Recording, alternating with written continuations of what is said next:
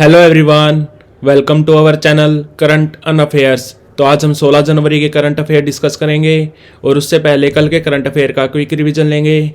तो कल का पहला क्वेश्चन था, हाल ही में किसने भारत से ग्राफिक डिजाइन के लिए प्रेरणाएं नामक पुस्तक लिखी? तो ये बुक लिखी जया जेटली जी ने। और कुछ एक बुक और याद रखनी है आपको, जैसे वेलकम टू पैराडाइज लिखी है ट्विंकल खन्ना जी ने। और एक बुक याद रखनी है आपको, वॉरियर ऑन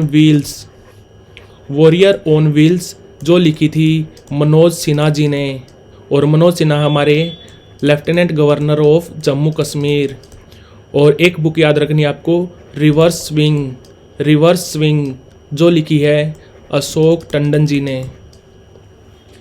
हाल ही में आई रिपोर्ट के अनुसार 2023 में भारत का सबसे प्रदूषित शहर कौन सा बना है?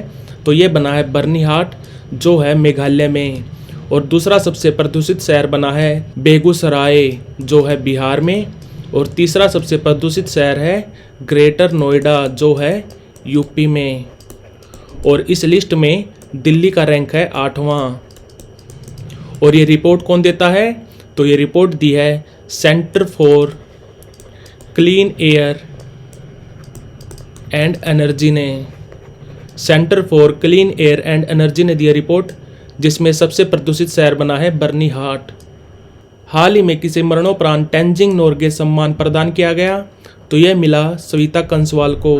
और इनका संबंध है उत्तरकाशी यानी कि उत्तराखंड से। और ये तेंजिंग नोरगे सम्मान एडवेंचर स्पोर्ट का सबसे बड़ा सम्मान माना जाता है। इन्होंने मात्र 16 दिन में माउंट एवरेस्ट और माउंट मकालो की चढ़ाई की थी, ये भी याद रखना। और ये माउंट मकालो की ऊंचाई कितनी है? तो इसकी ऊंचाई है 8485 मीटर। और माउंट एवरेस्ट की ऊंचाई है 8848 मीटर। दक्षिणी नौसेना कमान के चीफ ऑफ स्टाफ कौन बने हैं? तो ये बने हैं उपल कुंडू। और भारतीय नौसेना में 3 कमान है। एक है ईस्टर्न कमान जो लोकेट है विशाखापट्टनम में, दूसरी है वेस्टर्न कमान जो लोकेट है मुंबई में, और एक है दक्षिणी कमान यानी कि साउदर्न कमान जो है कोच्चि में लोकेटेड। और हम नौसेना डे मनाते हैं 4 दिसंबर को। पिछले साल नौसेना डे मनाया था हमने सिंधुदुर्ग महाराष्ट्र में। 12 जनवरी को कहाँ विश्व तमिल प्रवासी दिवस मनाया गया? तो ये मनाया गया चेन्नई में। और प्रवासी भारतीय दिवस मनाते हैं हम 9 जनवरी को। हाल ही में कहाँ के बेसन के लड्डू को जीआई टैग मिला? तो ये मिला अयोध्या के बेसन के लड्डू को। और जीआई गुड्स एक्ट कब आया था? तो वो आया था 1999 में। और पहली बार किसी प्रोडक्ट को जीआई टैग कब मिला था? तो वो मिला था 2004-05 में। किसको? दार्जिलिंग की चाय को, यानी कि दार्जिलिंग टी। किस राज्य के मुख्यमंत्री ने बेरोजगार युवाओं के लिए युवा निधि योजना स्टार्ट की? तो ये स्टार्ट की कर्नाटक की सरकार ने। और यहाँ पे सीएम कौन है? तो सीएम है सिद्धारमैया, पार्टी का नाम है कांग्रेस। और यहाँ पे राज्यपाल है थावरचंद गहलोत। और इस योजना के तहत जिन बेरोजगार युवाओं के पास डिग्री है यानी कि ग्रेजुएशन की डिग्री है, उनको मिलेंगे 3000 रुपये पर मंथ। और जिनके पास डिप्लोमा है उनको मिलेंगे 1500 रुपये पर मंथ। हाल ही में जलवायु शिखर सम्मेलन 2024 कहाँ पे आयोजित किया गया? तो ये किया गया मुंबई में। और इस सम्मेलन को कौन करवाता है? तो इसको करवाता है हमारा ministry of environment, forest and climate change, जिसके मंत्री हैं भूपेंद्र यादव। और अगर आपसे पूछे international conference on climate change, तो ये होगी श्रीलंका के कोलंबो में। और ये चलेगी 8 से लेकर 9 फरवरी तक। और अगर आपसे पूछे COP29 कहाँ पे होगी? तो वो होगी बाकू में। Baku capital of Azerbaijan. अंतर्राष्ट्रीय ऊंट महोत्सव का आयोजन कहाँ पे किया गया? तो ये किया गया बीकानेर में। और अगर आपसे पूछे मरु महोत्सव, तो मरु महोत्सव कहाँ पे होता है? तो वो होता है जैसलमेर में, जैसलमेर राजस्थान। DRDO ने न्यू जनरेशन आकाश NG जो है एक सरफेस टू एयर मिसाइल, इस मिसाइल का सफल परीक्षण कहाँ पे किया? तो ये किया उड़ीसा के चांदीपुर में। और बात करें DRDO की, तो ये कब बना था? तो ये बना था 1958 में। और हेडक्वार्टर इसका दिल्ली में। और अभी इसके चेयरमैन है समीर कामत। और आपको एक प्रोग्राम याद रखना है जिसका नाम है integrated guided missile development programme, जो लॉन्च किया था भारत सरकार ने 1983 में। तो बढ़ते हैं आज की वीडियो की तरफ। आज का पहला क्वेश्चन है, भारत का पहला डार्क स्काई पार्क कौन सा टाइगर रिजर्व बना है? तो ये बना है पेंच टाइगर रिजर्व, जो है महाराष्ट्र में। और अगर आपसे पूछे डार्क स्काई रिजर्व, भारत का पहला डार्क स्काई रिजर्व कहाँ पे बना था? तो वो बना था लद्दाख के हेनले में चांगथांग वन्य जीव अभ्यारण्य में बना था भारत का पहला डार्क स्काई रिजर्व। और भारत का पहला डार्क स्काई पार्क बना है पेंच टाइगर रिजर्व महाराष्ट्र में। और महाराष्ट्र में एक और टाइगर रिजर्व है जिसका नाम है बोर टाइगर रिजर्व, भारत का सबसे छोटा टाइगर रिजर्व है। और भारत का सबसे बड़ा टाइगर रिजर्व है नागार्जुन श्रीशैलम टाइगर रिजर्व, जो है आंध्र प्रदेश में। और भारत में टोटल कितने टाइगर रिजर्व हैं? तो भारत में टोटल 55 टाइगर रिजर्व हैं और नेशनल पार्क हैं 106। और लेटेस्ट 55वां टाइगर रिजर्व कहाँ पे बना था? तो वो बना था धौलपुर करौली टाइगर रिजर्व, जो है राजस्थान में। धौलपुर करौली टाइगर रिजर्व, जो है राजस्थान में। और भारत में दुनिया के 75% टाइगर भी पाए जाते हैं। और अभी भारत में टोटल 3167 टाइगर हैं। और सबसे ज़्यादा टाइगर कौन से टाइगर रिजर्व में है? तो वो है जिम कॉर्बेट टाइगर रिजर्व, जो है नैनीताल उत्तराखंड में। और इसमें कितने टाइगर हैं? तो अभी इसमें 260 टाइगर हैं। और बात करें प्रोजेक्ट टाइगर की, तो प्रोजेक्ट टाइगर कब लॉन्च हुआ था?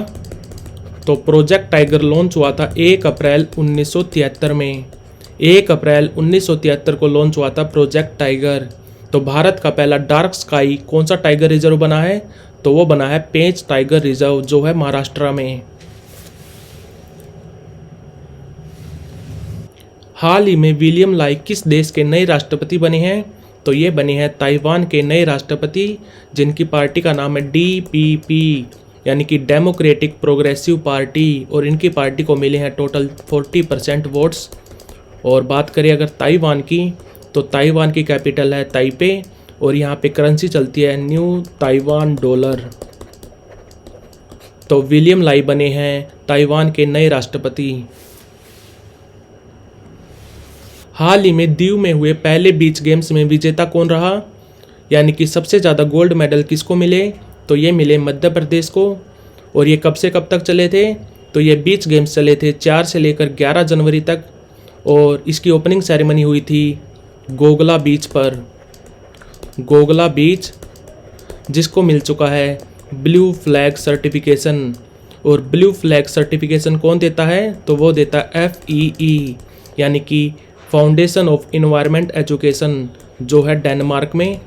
और इसकी क्लोजिंग सेरेमनी कहाँ पे हुई? तो वो हुई खुखरी बीच पर, खुखरी बीच। और INS खुखरी भी एक भारतीय नौसेना का जहाज है, एक INS खुखरी।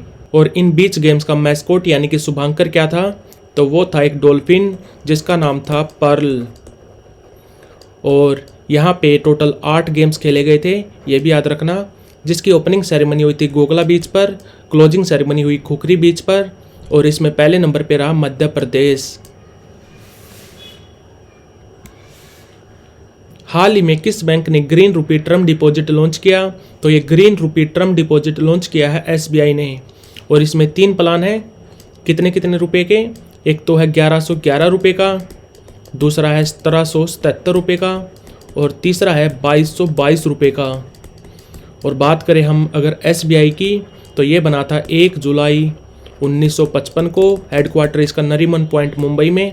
और अभी इसके चेयरमैन है दिनेश कुमार खरे। SBI के चेयरमैन है अभी दिनेश कुमार खरे।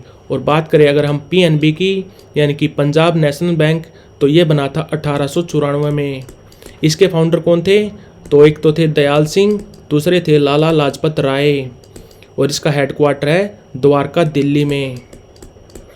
और अभी इसके MD और CEO कौन है? तो वो हैं अतुल कुमार गोयल, अतुल कुमार गोयल। और बात करें RBI की, रिजर्व बैंक ऑफ इंडिया, तो ये बना था 1 अप्रैल 1935 में। और अभी इसके 25th गवर्नर कौन है, तो वो हैं शक्तिकांत दास और इसका हेडक्वार्टर है मुंबई में। और बात करें HDFC की, यानी कि हाउसिंग डेवलपमेंट फाइनेंस कॉरपोरेशन, जो बना था अप्रैल 1994 में। और अभी इसके CEO कौन है, तो वो है शशिधर जगदीशन।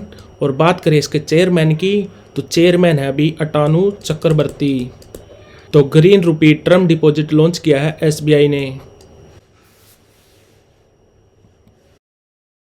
हाल ही में जयपुर शिखर सम्मेलन 2024 कहाँ पे आयोजित किया जाएगा, तो जयपुर शिखर सम्मेलन का आयोजन किया जाएगा मुंबई में। और मुंबई से कुछ याद आया आपको, ट्रांस हार्बर लिंक, जो भारत का सबसे बड़ा सी ब्रिज बना है, जिसका नाम हो गया अब अटल सेतु। इसका उद्घाटन किया था PM मोदी जी ने। और इसकी लंबाई कितनी है, 21.8 किलोमीटर। कितना खर्चा आया था, 17,840 करोड़। और ये किसको किससे जोड़ेगा, तो ये जोड़ेगा सेवड़ी को नावा सावा तक। और इसकी ओपनिंग कब हुई है, तो इसकी ओपनिंग हुई है 12 जनवरी को। तो ये 12 जनवरी से चालू हो चुका है। और बात करें मुंबई की, तो ये है कैपिटल ऑफ महाराष्ट्र। महाराष्ट्र के CM कौन है, तो वो है एकनाथ शिंदे। पार्टी का नाम है शिवसेना। और शिवसेना बनी थी 1966 में। किसने बनाई थी, बाल ठाकरे जी ने। और यहाँ पे राज्यपाल कौन है, तो वो है रमेश व्यास। तो जयपुर शिखर सम्मेलन का आयोजन कहाँ पे किया जाएगा, तो ये किया जाएगा मुंबई में। हाल ही में किस कंट्री में ज्वालामुखी फटने की वजह से आपातकाल की घोषणा की गई है, तो ये की गई है आइसलैंड में। और बात करें आइसलैंड की, तो कैपिटल है इसकी रेकजाविक। और बात करें ज्वालामुखी की, तो भारत का एकमात्र एक्टिव ज्वालामुखी कहाँ पे है, तो वो है बैरन आइलैंड पे। बैरन आइलैंड जो है अंडमान निकोबार में। और अंडमान निकोबार में टोटल कितने आइलैंड हैं, तो वो है 572। और बात करें लक्षद्वीप की, तो लक्षद्वीप में है टोटल 36 आइलैंड। और लक्षद्वीप है सबसे छोटा यूटी, जिसका क्षेत्रफल है 32 स्क्वायर किलोमीटर। तो किस कंट्री में ज्वालामुखी फटने की वजह से आपातकाल की घोषणा की गई है, तो ये की गई है आइसलैंड में। हाल ही में राष्ट्रीय फार्मास्यूटिकल शिक्षा और अनुसंधान संस्थान यानी कि नाइपर यानी कि national institute of pharmaceutical education and research का उद्घाटन कहाँ पे किया गया, तो ये किया गया गुवाहाटी में। और भारत में टोटल कितने नाइपर हैं, तो भारत में टोटल 7 नाइपर हैं। और सबसे पुराना नाइपर है जो बना था 1998 में मोहाली में। मोहाली है पंजाब में। और ये नाइपर किसके अंडर काम करता है, तो ये काम करता हमारे ministry of chemical and fertiliser के अंडर, यानी कि रसायन और उर्वरक मंत्रालय के अंडर काम करता है नाइपर। और हमारे रसायन और उर्वरक मंत्री कौन है, तो वो है मनसुख मांडविया जी। ये है मनसुख मांडविया हैं। तो नए नाइपर का उद्घाटन कहाँ पे किया गया, तो ये किया गया गुवाहाटी में। हाल ही में क्राउन प्रिंस फ्रेडरिक किस कंट्री के नए किंग बने हैं, तो ये क्राउन प्रिंस फ्रेडरिक बने हैं किंग ऑफ डेनमार्क। और यहाँ पे यानी कि डेनमार्क में सारी पावर्स होती है PM के पास। और डेनमार्क के PM कौन है अभी, तो वो है मैटे फ्रेडरिक्सन। और कैपिटल है इसकी कोपेनगन। और यहाँ पे करेंसी क्या चलती है, तो वो चलती है दानिश करोन। तो क्राउन प्रिंस फ्रेडरिक बने हैं डेनमार्क के नए किंग। ये हैं क्राउन प्रिंस फ्रेडरिक। हाल ही में भारत और जापान के कोस्ट गार्ड के मध्य एक अभ्यास हुआ जिसका नाम है सहयोग काइजिन। तो इसका आयोजन कहाँ पे हुआ, तो इसका आयोजन हुआ चेन्नई में। और ये है कोस्ट गार्ड एक्सरसाइज, ये भी याद रखना। और भारत जापान के साथ और भी एक्सरसाइज करता है जैसे कि धर्मा गार्डियन और जिमैक्स। और इस एक्सरसाइज में जिसका नाम है सहयोग काइजिन, इसमें भारत का कौन सा जहाज गया था, तो भारत के जहाज का नाम था शौर्य और जापान के जहाज का नाम था यासीमा। और ये है एक कोस्ट गार्ड एक्सरसाइज। और बात करें इंडियन कोस्ट गार्ड की, तो ये टुकड़ी बनी थी 1978 में। और अभी इसके DG कौन है, तो वो है राकेश पाल। और हम इंडियन कोस्ट गार्ड डे कब मनाते हैं, तो वो मनाते हैं हम 1 फरवरी को। और बात करें जापान की, तो जापान के पीएम कौन है, तो वो हैं फूमियो किशिदा। तो सहयोग काइजिन 2024 का आयोजन किया गया चेन्नई में। हाल ही में रक्षा मंत्रालय में अतिरिक्त सचिव और महानिदेशक कौन बने हैं, तो ये बने हैं समीर कुमार सिन्हा। बात करें रघुराम अय्यर की, तो ये अभी अभी बने हैं सीईओ ऑफ IOA यानी कि इंडियन ओलंपिक एसोसिएशन। बात करें रश्मि शुक्ला, तो ये बनी है पहली महिला DGP ऑफ महाराष्ट्र की पहली फीमेल DGP बनी है, यानी कि डायरेक्टर जनरल ऑफ पुलिस बनी है रश्मि शुक्ला। बात करें अश्वनी गुप्ता की, तो ये बनी है CEO of Adani Ports and Special Economic Zone के। Adani Ports and Special Economic Zone के CEO बने हैं अश्वनी गुप्ता। और हमारे रक्षा मंत्री कौन है, यानी कि डिफेंस मिनिस्टर है हमारे राजनाथ सिंह। तो आंसर है इसका समीर कुमार सिन्हा। तो like share subscribe. Thank you for watching current and affairs.